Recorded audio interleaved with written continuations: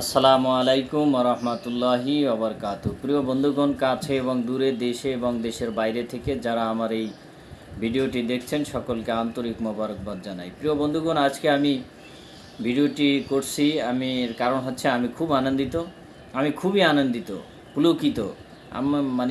আমি ভাষায় প্রকাশ করতে পারতেছি না যে আমি কতটা আনন্দিত। এর কারণ হচ্ছে আমি এতদিন শুধু শুনে আসছি যে বাংলাদেশের মান উন্নয়ন হয়েছে, অনেক কিছুর মান উন্নয়ন হয়েছে, কিন্তু আমার জানা ছিল না যে বাংলাদেশের পাগলেরও মান উন্নয়ন হয়েছে। তো আসলে আমি গত 2 দিন যাবৎ একটা খবর সোশ্যাল মিডিয়ায় দেখতেছি, সেটা হচ্ছে কাউসার নামক এক পুলিশ কনস্টেবল মনির নামক আর এক পুলিশ কনস্টেবলকে গুলি করে হত্যা করেছে, তাও 6 রাউন্ড গুলি তার বুকের ভিতরে করেছে। তো আসলে এরপর থেকে আলোচনা সমালোচনার ঝড় বইতেছিল। পরে গতকালকে দেখলাম একটা বিভিন্ন মিডিয়ায় সংবাদ প্রকাশ হয়েছে যে কাউসার মানসিক ভারসাম্যহীনতায় ভুগছিল, সে পাগল, তাকে পাবনায় সরকারিভাবে কয়েকবার চিকিৎসা করা হয়েছে। তো আসলে আমি আনন্দ পাচ্ছি এই জন্যে যে এই ঘটনার ভিতরে প্রথম দিন এও আমরা জানতে পেরেছি যে উনি যে কাউসার গুলি করেছে মনিরকে, সে মনিরের বুকে 6 রাউন্ড 5 থেকে 6 রাউন্ড গুলি করছে।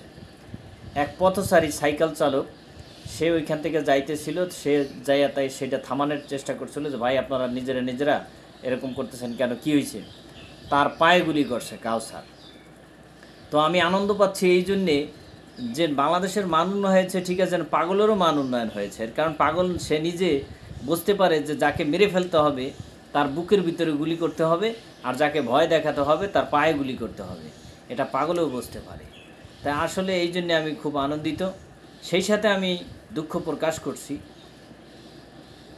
আনন্দের ব্যাপারটা শুনলেনি, এখন দুঃখ প্রকাশ করি।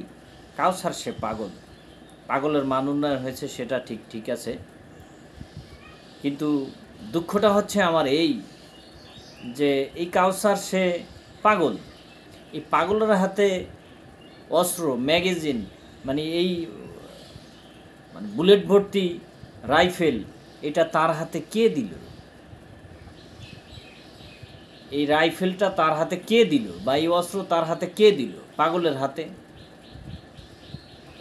হনুমানের হাতে লঙ্কা যেরকম ওই মশাল যেরকম করে হনুমানের লেজের আগুনে লঙ্কা পোড়া যায়, তো সেই হনুমানের হাতে যদি কাউই মশাল দিয়ে দেয়, সেই মশালের আগুনে তো সব পুড়ে মরবে।